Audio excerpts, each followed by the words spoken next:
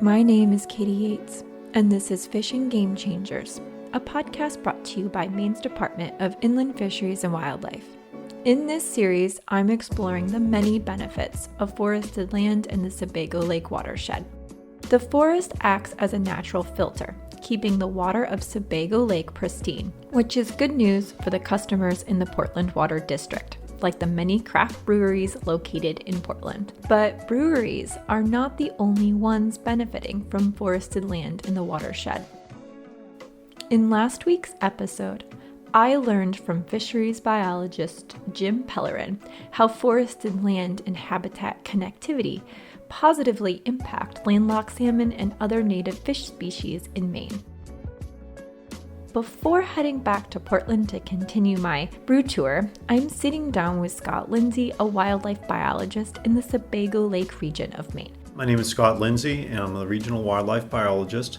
Largely, my job entails the planning and development of our regional wildlife work program out of this regional office. With two other wildlife bios in the region, Scott helps manage 33,000 acres of wildlife management areas spread over 6 different properties. We'll get into wildlife management areas more later in this episode. My job is to kind of steer the direction of the ship here, and we collect information on game species during hunting, trapping seasons. And also we have a high number of endangered species in our region here as well. We have approximately 33,000 acres of wildlife management areas comprising about 6 different properties. So we spend quite a bit of time doing management work on those properties, collecting data on those properties, providing for public access and general stewardship of those properties as well. As Jim mentioned in last week's episode, this area of Maine is densely populated, and that means the biologists spend a lot of time communicating and working with the public. More people and less habitat for wildlife sometimes results in conflicts and calls to Scott to help relocate animals such as bear who might be attracted to bird feeders or bee boxes. But it's not quite that simple.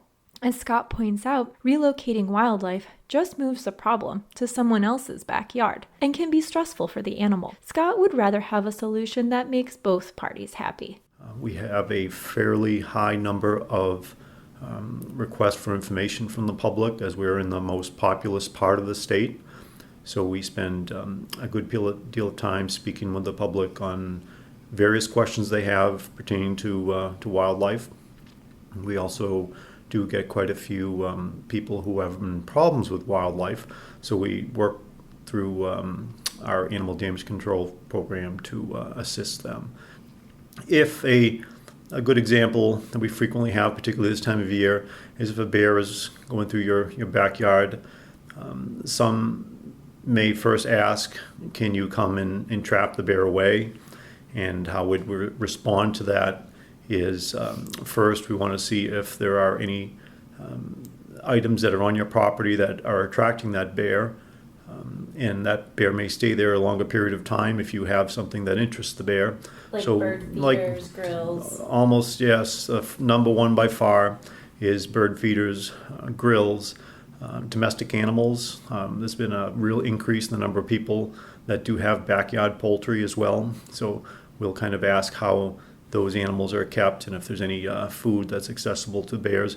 Beehives is another one that's also become very popular. So and bears are going to be very attracted to that. So site modification would be finding ways so that people can continue to have those items on their property, but yet not leading to damage caused by the bears. We try to leave the animal there if possible. The animal has a home range. It is most comfortable in its home range. And when you relocate animals, there are problems often to the place you relocate them to. So we try to work with people on keeping animals there and keeping their problems minimized. Scott also spends time helping hunters. Whether they're new to the area, or traveling from out of state, he provides his expertise and insight for their success. And I get people who are new to hunting and new to trapping, and they're asking where they can go. and maybe some tips and other people they can talk to kind of help out as well. So yes, I do find that in many times I do try to be an advocate for Maine, advocate for our wildlife resources, which I think are very well managed here. I think we've got it very good, and I definitely do like to share that with people. Scott points out wildlife biologists use the best available science to manage wildlife, whether they're game or non-game species. Well, I think what we find is the management of the game and non-game species is going to be based upon the best available science we have.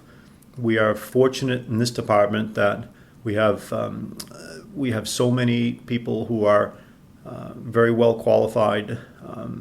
Many are generalists and many are specialists, and we can tap into them whenever possible, and we frequently do. So we find, for instance, if we're managing piping plovers, if we're managing New England cottontails, black racer snakes, those are all things that we have people on staff here and sometimes right in our office who are specializing in that. So they're going to have access to the best available information on what the needs of those species are, what the habitat requirements are, what their most critical times are as far as reproductive cycles that they're going through. And all of these different threats that they may have that may be limiting their populations, we can identify those and see if we can modify that habitat, modify the environment. Certainly reach out to people, which are going to have a significant impact on those species as well. So it is not just a matter of knowing the natural history of the species that you're managing.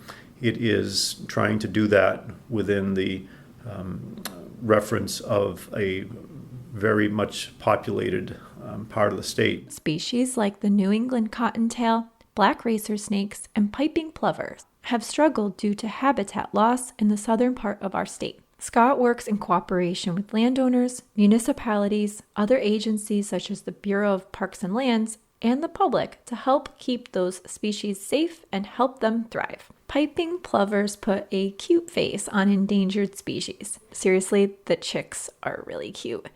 But their nesting areas happen to be along some of Maine's most popular beaches. Litter, trampling, and disturbances to nesting sites by beachgoers can lower nesting success. Where we have, at this time, about 100 nesting pairs of piping plovers in our southern beaches, and that just happens to coincide with a very high level of use by people that are seeking our sandy beaches. Most of them are in the southern part of the state, and that's where our prime nesting areas are. So we have to strike a balance between providing enough habitat for those species to simply get through their nesting season and their brood rearing, and when they're done, they fly south. If we can give them that time they need to have a successful clutch without having negative interactions with people or sometimes predators, then can be a challenge. And often the largest challenge there is trying to manage human use on those areas, because there's a big demand for it, understandably, and by no means are we going to want to restrict people from being on the beaches. We're just trying to have them there in a way that they're not going to have a real negative impact on birds, stepping on birds, running over them with equipment, or just a simple thing of even just leaving food that may be from your day at the beach that is going to attract a whole suite of animals, and it can come in generally in the evening once everyone is gone. There is a lot of animals that come in, and I'm sure they look over anything that's left there. Animals are very good at doing that, and that can certainly put those animals in very close proximity to our nesting plovers as well. And these chicks are about the size of a cotton ball with a couple little toothpicks coming out for legs, and I'm sure they look very attractive to skunk, fox, raccoon, and if there's food left out there in the litter, that generally does tend to attract those animals too. So yes, we try to keep that down to a minimum. Try to keep everything clean. Whether you're talking about a beach, or whether you're talking about a forested habitat, or whether you're talking about a wetland habitat, generally all these habitats are fairly dynamic, and they're changing all the time. And part of what a wildlife manager is going to do is they're going to look and see what the needs of particular species are going to be. And at the same time, you're looking at your generalist species. Generally, any land you have that is undeveloped land, generally in Maine, forested land, is going to benefit a large variety of species in a generalist way. More specific habitat requirements would be something like, for instance, plover, something like New England cottontail. So if our job is to maintain these endangered New England cottontail, we have to have a means to have the habitat for them, and that requires actual creation and maintenance of that habitat. So you're right, it is definitely something that we have to create habitat, and other times when we have to maintain what is already there. Most of Maine is privately owned. Generous landowners provide access to outdoor recreators and work with biologists to manage for habitat. But it's important to note that most of Maine is privately owned, and we're going to have much less say on what happens on privately owned land. We certainly can make recommendations, but really we're at the behest of landowners to cooperate under many of these circumstances. So that's important to have those type of strong partnerships with people who do live along the land, municipalities where these lands resides. Try to get information out to the public so that they recognize why is it important to have this little 10-acre stand of regenerating hardwood.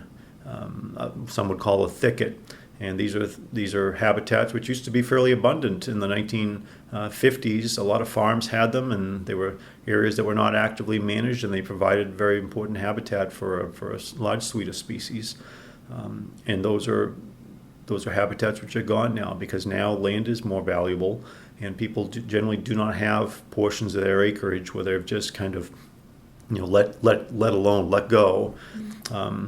And everything is being utilized more. They're trying to be more efficient in how they use that property because they're paying for it, and sometimes it's considerable cost, of course. So that is where the challenge lies, is we certainly have to have those conversations with landowners, because most, again, species are living on private lands, and they're public trust species. So people don't own the species, but they do own the land. Of course, it's much easier for the department to manage properties we own. Earlier this episode, I mentioned wildlife management areas. Here's a quick rundown about wildlife management areas, or WMAs for short. WMAs help further the department's mission to preserve, protect, and enhance fish and wildlife resources, encourage the wise use of these resources, and ensure coordinated planning for the future use and preservation of these resources. They are open to a whole slew of outdoor activities: hiking, birdwatching, paddling, fishing, and even hunting. Yes, absolutely, Katie. And I believe what the confusion may lie, and I can understand why, because there are also other properties which have the label of wildlife sanctuaries.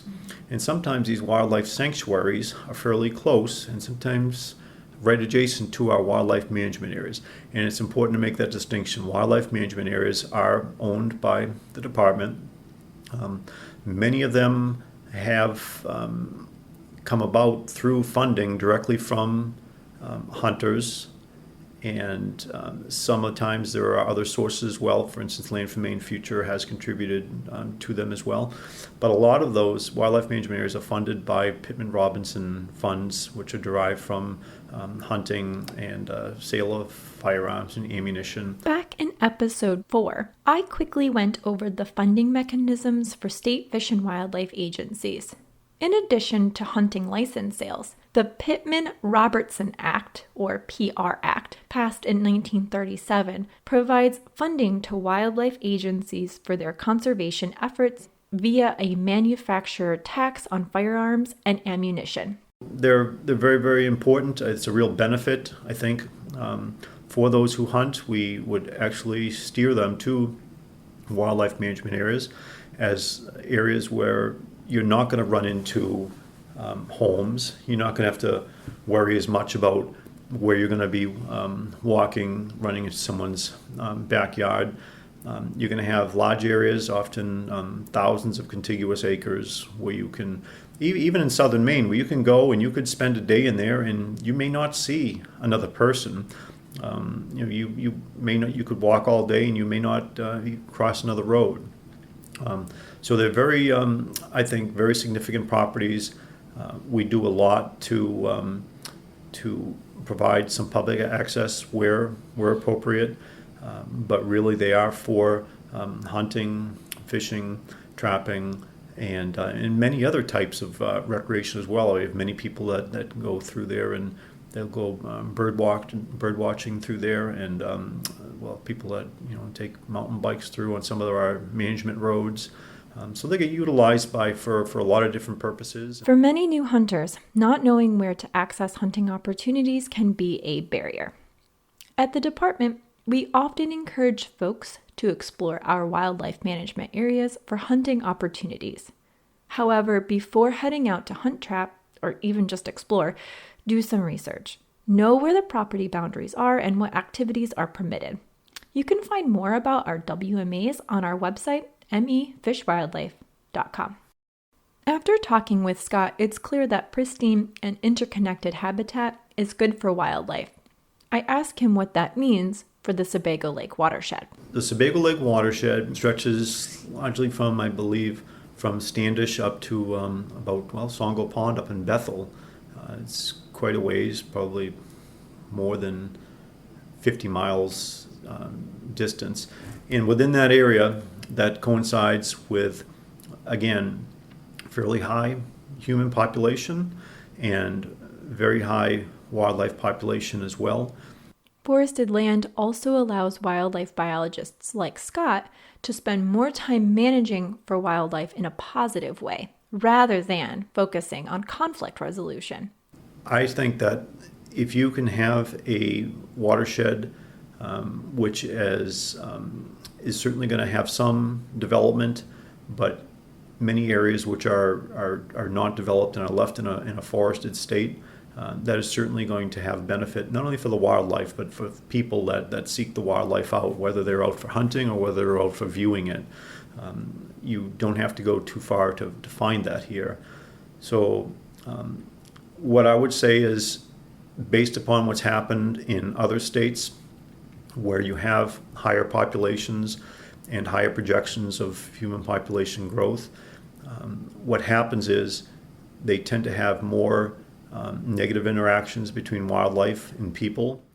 As we discussed in earlier episodes, the forested land is not only good for wildlife, but those who want to connect to outdoor spaces. I would definitely say that anything we can do to maintain a good balance between the human population and the undeveloped part of the watershed would be of great benefit, and certainly is something that people who live in this area, you don't have to travel to northern Maine to go hunting. There's certainly some benefits to that, and it's a different type of hunt in other parts of the state.